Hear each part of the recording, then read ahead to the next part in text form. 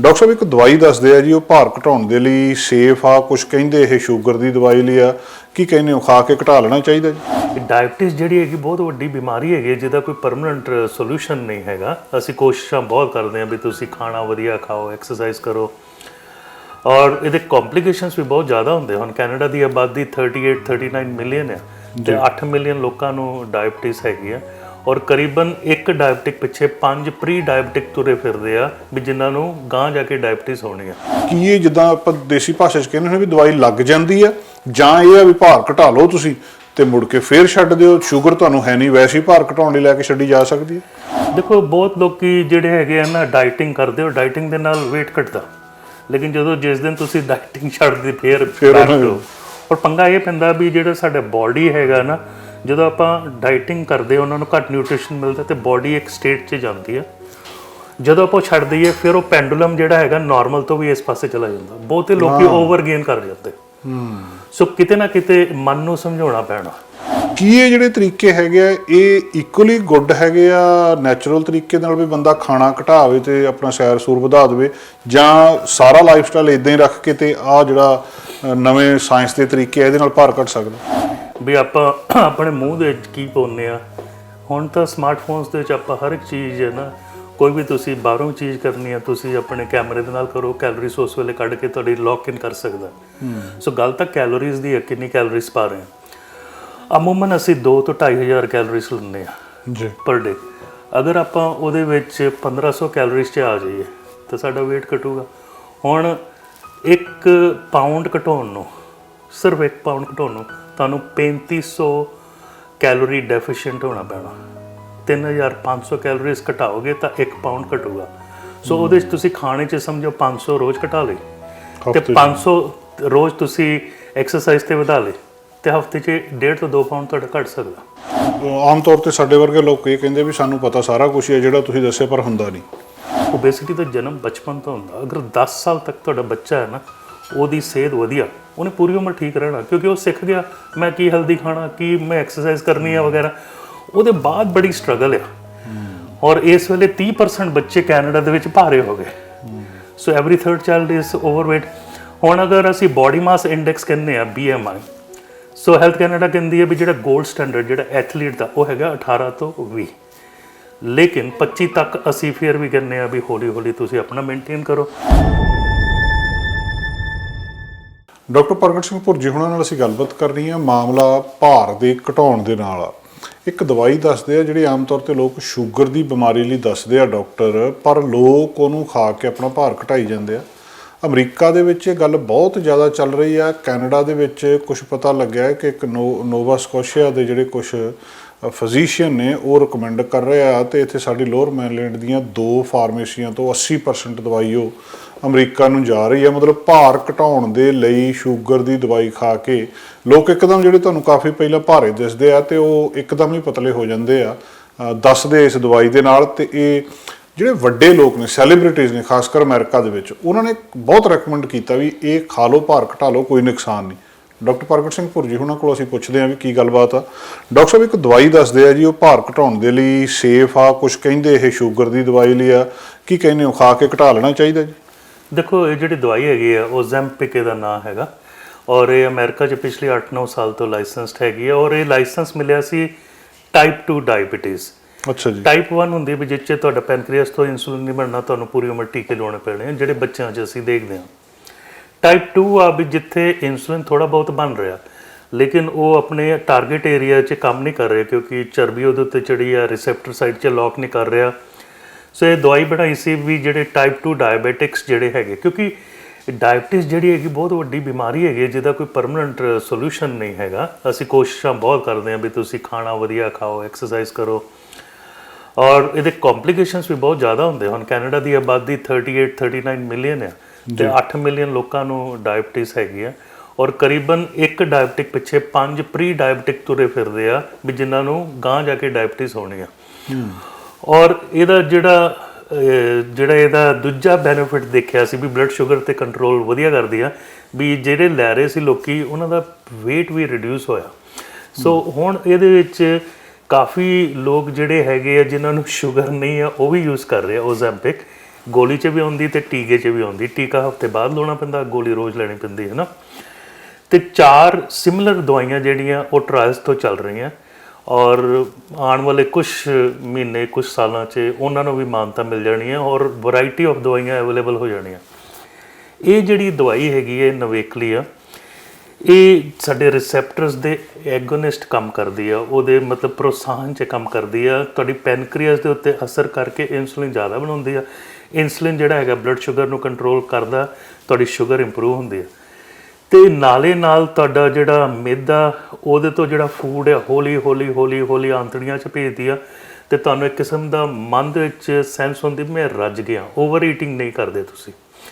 ਹੁਣ ਸਮਝੋ ਬਹੁਤ ਲੋਕੀ ਆ ਜਿਹੜੇ ਬਹੁਤ ਭਾਰੇ ਆ, ਔਰ ਜਿਨ੍ਹਾਂ ਦਾ ਬਾਡੀ ਮਾਸ ਇੰਡੈਕਸ 40 ਤੋਂ ਉੱਤੇ ਆ, ਵੀ ਉਹਨਾਂ ਨੂੰ ਡਾਇਬਟੀਸ ਹੋਣੀ, ਬਲੱਡ ਪ੍ਰੈਸ਼ਰ ਹੋਣਾ, ਗੋਡੇ ਖਰਾਬ ਹੋ ਜਾਣੇ, ਤਾਂ ਬੈਰੀਆਟ੍ਰਿਕ ਸਰਜਰੀ ਕਰਦੇ ਆ। ਉਹ 'ਚ ਕੀ ਕਰਦੇ ਆ ਵੀ ਸਾਡਾ ਮੈਦਾ ਆ ਉਹ ਛੋਟਾ ਕਰ ਦਿੰਦੇ ਆ।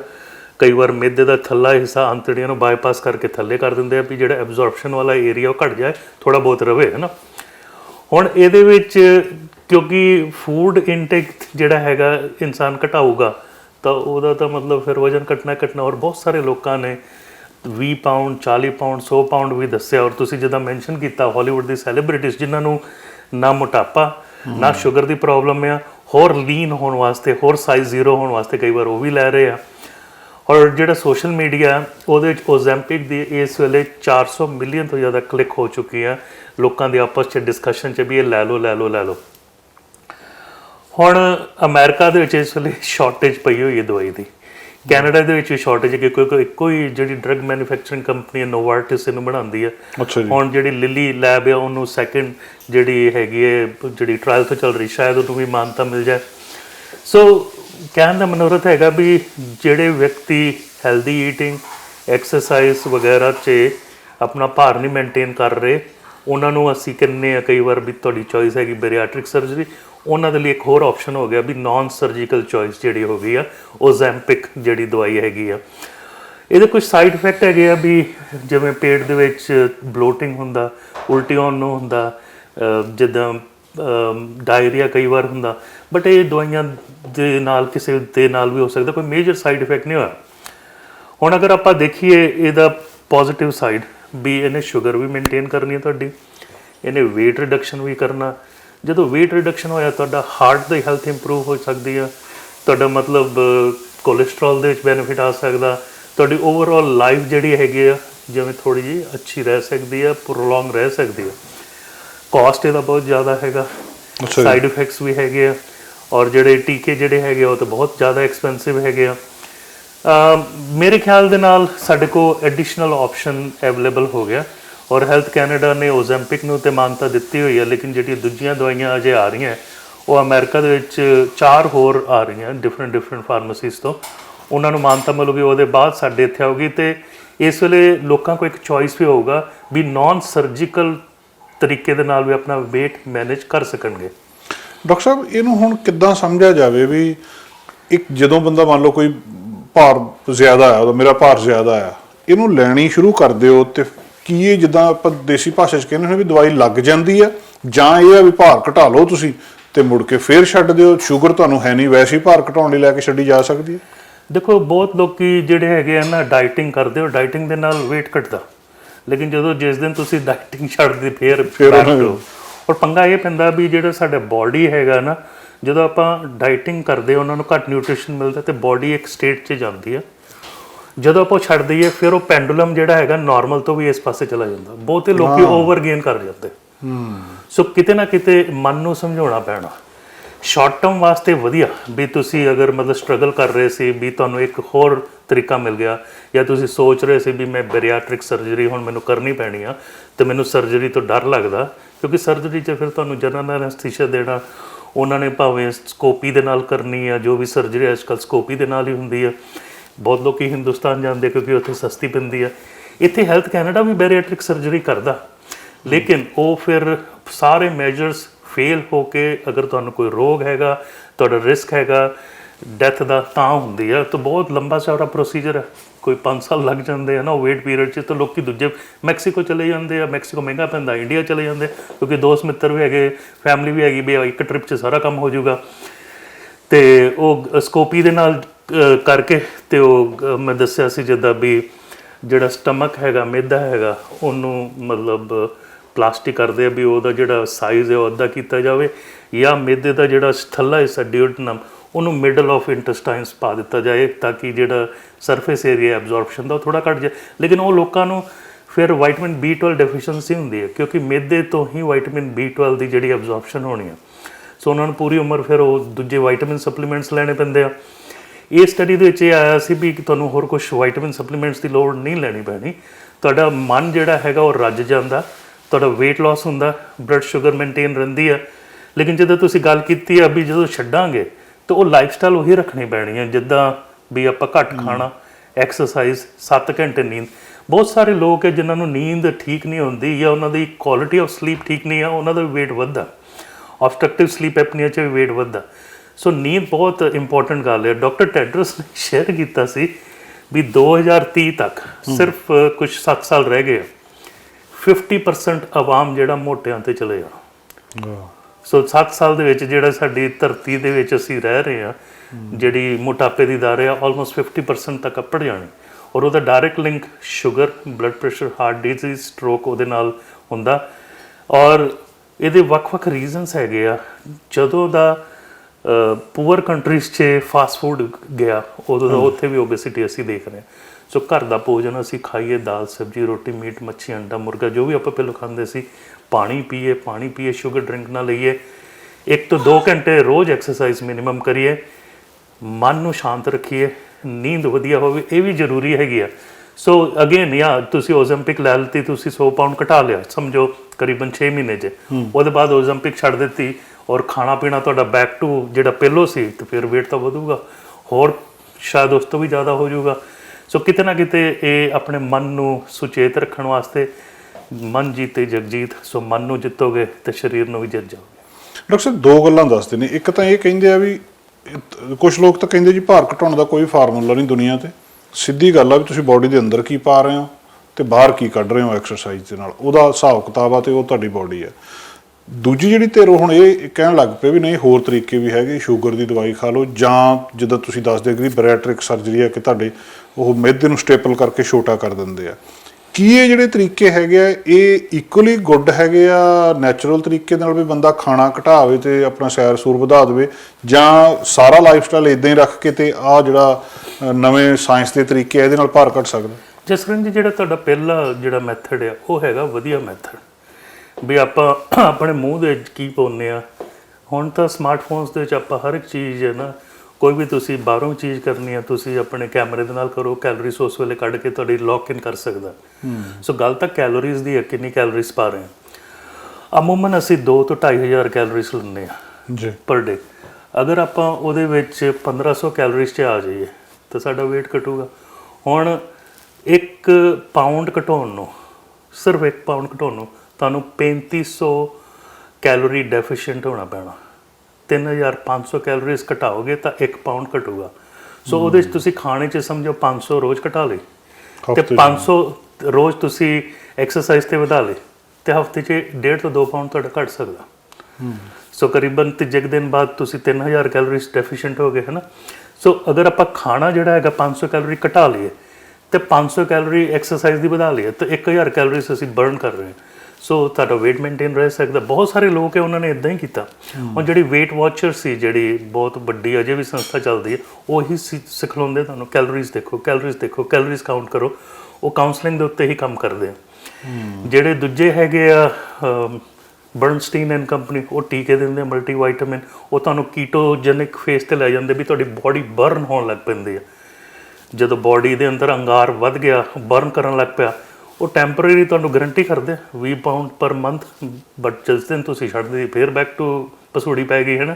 ਹੁਣ ਕੀਟੋਜੈਨਿਕ ਡਾਈਟ ਵਾਲੇ ਵੀ ਲੋਕੀ ਜਦੋਂ ਕੀਟੋਜੈਨਿਕ ਡਾਈਟ ਛੱਡਦੇ ਆ ਫਿਰ ਭਾਰ ਵੱਧ ਜਾਂਦਾ। ਸੇਮ ਥਿੰਗ ਮੈਂ ਇਹੀ ਕਹੂੰਗਾ ਵੀ ਇਹ ਸਾਰੇ ਜਿਹੜੇ ਹੀਲੇ ਵਸੀਲੇ ਹੈਗੇ ਆ, ਇਹ ਉਹਨਾਂ ਦੇ ਲਈ ਸਿਲੈਕਟਿਵ ਗਰੁੱਪਸ ਹੈਗੇ ਆ ਵੀ ਜਿਨ੍ਹਾਂ ਨੇ ਸਟਰਗਲ ਬਹੁਤ ਕੀਤੀ ਆ, ਨਹੀਂ ਉਹ ਕੋਸ਼ਿਸ਼ ਕਰ ਪਾ ਰਹੇ, ਨਹੀਂ ਉਹਨਾਂ ਨੂੰ ਸਕਸੈਸ ਮਿਲ ਰਹੀ। ਇਵੈਂਚੁਅਲੀ ਉਹਨਾਂ ਨੂੰ ਹਾਰਟ ਪ੍ਰੋਬਲਮ, ਆਰਥਰਾਈਟਿਸ, ਡਾਇਬਟੀਜ਼ ਹੋਣੀ ਆ। ਉਹ ਸਿਲੈਕਟ ਪੋਪੂਲੇਸ਼ਨ ਵਾਸਤੇ ਕਦੀ ਬੈਰੀਐਟ੍ਰਿਕ ਸਰਜਰੀ ਤੇ ਕਦੀ ਇਹ ਜਿਹੜੇ ਟੀਕੇ ਆ ਜਿਹੜੇ ਆਪਾਂ ਗੱਲ ਕਰ ਰਹੇ ਹਾਂ ਇਹ ਵੀ ਦਰੁਸਤ ਹੈਗੇ। ਲੇਕਿਨ ਆਪਾਂ ਹਰ ਇੱਕ ਨੂੰ ਇੱਕ ਸਾਈਜ਼ ਦੇ ਵਿੱਚ ਫਿਟ ਨਹੀਂ ਕਰ ਸਕਦੇ। ਹੁਣ ਅਗਰ ਆਪਾਂ 50 ਸਾਲ ਪਹਿਲਾਂ ਦੇਖੀਏ ਤੇ ਓਬੇਸਿਟੀ ਬਹੁਤ ਘੱਟ ਹੁੰਦੀ ਸੀ ਜੀ ਜੀ, ਹੁਣ ਵੱਧ ਰਹੀ ਹੈ। ਉਹਦਾ ਮੇਨ ਪ੍ਰੋਬਲਮ ਇਹੀ ਹੈ ਵੀ ਅਸੀਂ ਫੂਡ ਇਨਟੇਕ ਬਹੁਤ ਜ਼ਿਆਦਾ ਵਧਾ ਲਿਆ। ਔਰ ਹੈਲਥ ਕੈਨੇਡਾ ਦੀ ਸਾਡੀ ਫੂਡ ਗਾਈਡ ਹੈ, ਉਹਦੇ ਵਿੱਚ ਸੱਜੇ ਪਾਸੇ ਇੱਕ ਗਲਾਸ ਹੈ, ਉਹ 'ਚ ਲਿਖਿਆ make water your drink of choice. ਪਾਣੀ ਤੋਂ ਸਿਵਾ ਪਲੀਜ਼ ਹੋਰ ਕੁਛ ਨਾ ਪੀਓ, ਨਾ ਜੂਸ ਪੀਓ, ਨਾ ਡਾਈਟ ਡਰਿੰਕ ਪੀਓ।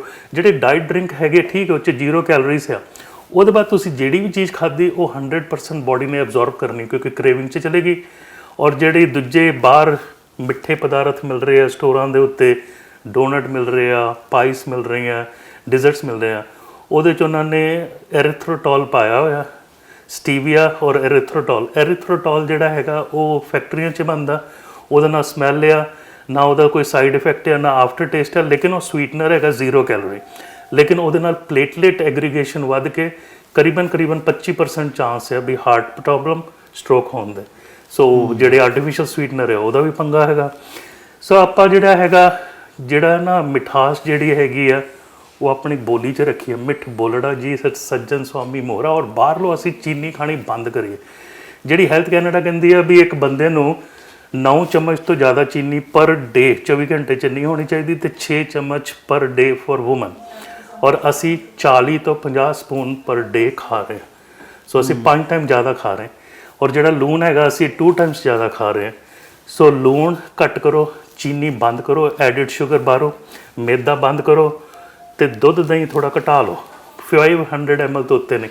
ਬਾਕੀ ਤੁਸੀਂ ਫਰੂਟ, ਸਬਜ਼ੀਆਂ, ਦਾਲਾਂ, ਕਾਲੇ ਚਨੇ, ਰਾਜਮਾ, ਛੋਲੇ, ਮੀਟ, ਮੱਛੀ, ਅੰਡਾ ਜਿੰਨਾ ਮਰਜ਼ੀ ਖਾਓ, ਤੁਹਾਡਾ ਬੋਡੀ ਬਿਲਕੁਲ ਦਰੁਸਤ ਰਹੂਗੀ। ਸੋ ਆਪਣੇ ਖਾਣੇ ਦੇ ਉੱਤੇ ਤਵੱਜੋ ਦਈਏ। ਔਰ ਕਦੀ ਕਦਾਰ ਇਹੋ ਜਿਹੇ ਮੋਡੈਲਿਟੀਜ਼ ਫਿਰ ਵੀ ਤੁਹਾਨੂੰ ਆਪਣੇ ਫੈਮਿਲੀ ਡਾਕਟਰ ਦੇ ਨਾਲ ਡਿਸਕਸ਼ਨ ਕਰਨੀ ਚਾਹੀਦੀ। ਡਾਕਟਰ ਸਾਹਿਬ ਆਖਰੀ ਸਵਾਲ, ਆਮ ਤੌਰ ਤੇ ਸਾਡੇ ਵਰਗੇ ਲੋਕ ਇਹ ਕਹਿੰਦੇ ਵੀ ਸਾਨੂੰ ਪਤਾ ਸਾਰਾ ਕੁਝ ਹੀ ਹੈ ਜਿਹੜਾ ਤੁਸੀਂ ਦੱਸਿਆ, ਪਰ ਹੁੰਦਾ ਨਹੀਂ। ਹੁਣ ਤੁਸੀਂ ਜਿਹੜੀ ਬੈਰੀਐਟ੍ਰਿਕ ਸਰਜਰੀ 'ਚ ਕਹਿੰਦੇ ਆ ਵੀ ਉਹ ਤੁਹਾਡਾ ਮਿਹਦੇ ਨੂੰ ਛੋਟਾ ਕਰ ਦਿੰਦੇ ਆ, ਜਾਂ ਜਿਹੜੀ ਫੂਡ ਪਾਈਪ ਆ ਉਹਨੂੰ ਬਾਈਪਾਸ ਕਰ ਦਿੰਦੇ ਆ, ਉਹ ਜਿਹੜਾ ਬਾਕੀ ਪਾਰਟ ਵਿੱਚ ਬਚ ਗਿਆ ਫਿਰ ਉਹ ਵਿੱਚ ਹੀ ਪਿਆ ਰਹਿੰਦਾ ਬੋਡੀ 'ਤੇ, ਉਹਦਾ ਨੁਕਸਾਨ ਨਹੀਂ ਹੁੰਦਾ? ਦੇਖੋ ਹੁਣ ਆਪਾਂ ਕੱਢਾਂਗੇ ਤੇ ਹੋਰ ਟਰਬਲ ਹੈ ਨਾ।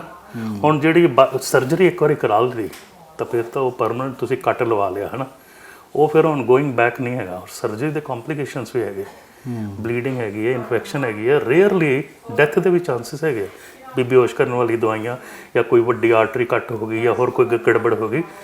ਇੱਥੇ ਇੱਕ ਬੀਬੀ ਸੀ ਜਿਹੜੀ ਡੈਥ ਹੋ ਗਈ। ਲੇਕਿਨ ਇਹ ਜਿਹੜੇ ਟੀਕੇ ਆ ਇਹਦੇ ਵਿੱਚ ਉਹ ਚੀਜ਼ਾਂ ਨਹੀਂ ਹੈਗੀਆਂ, ਤੁਸੀਂ ਛੱਡ ਸਕਦੇ ਅਗਰ ਤੁਹਾਨੂੰ ਸਾਈਡ ਇਫੈਕਟ ਆ ਰਿਹਾ।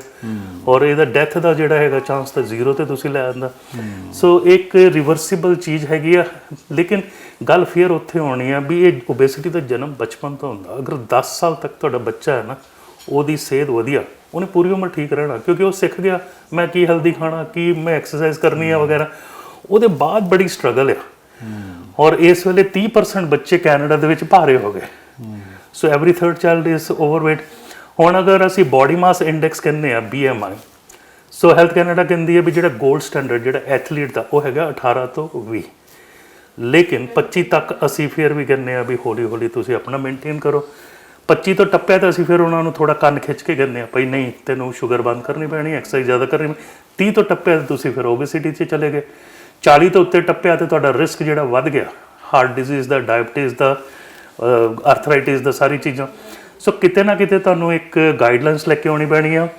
ਬੈਸਟ ਤਰੀਕਾ ਇਹੀ ਹੈ ਜਸਕਰਨ ਜੀ, ਅਗਰ ਸਮਝੋ ਕਈ ਵੀ ਜਗ੍ਹਾ ਵੇਇੰਗ ਸਕੇਲ ਨਹੀਂ ਹੈਗਾ, ਕਿਸੇ ਨੂੰ BMI ਕੈਲਕੂਲੇਟ ਨਹੀਂ ਕਰਨਾ ਹੁੰਦਾ, ਉਹ ਤਾਂ ਚਲੋ ਤੁਹਾਡਾ ਸਮਾਰਟਫੋਨ ਵੀ ਕਰ ਦੂਗਾ।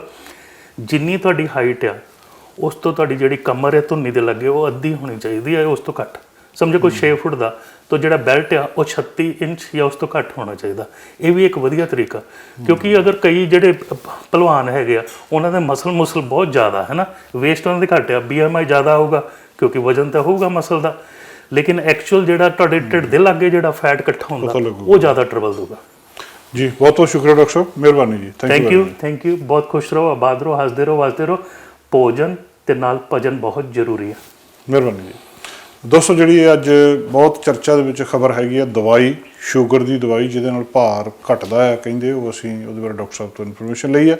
ਆਸ ਕਰਦੇ ਹਾਂ ਕਿ ਇਹ ਜਾਣਕਾਰੀ ਤੁਹਾਡੇ ਲਈ ਲਾਹੇਵੰਦ ਹੋ। ਸਾਡਾ ਹਰ ਇੱਕ ਪ੍ਰੋਗਰਾਮ ਦੇਖਣ ਤੇ ਸਾਡੇ ਨਾਲ ਜੁੜਨ ਲਈ ਸਬਸਕ੍ਰਾਈਬ ਕਰੋ ਚੈਨਲ ਪੰਜਾਬੀ ਤੇ ਨੋਟੀਫਿਕੇਸ਼ਨ ਲਈ ਬੈਲ ਆਈਕਨ ਵਾਲੇ ਬਟਨ ਤੇ ਕਲਿੱਕ ਕਰੋ।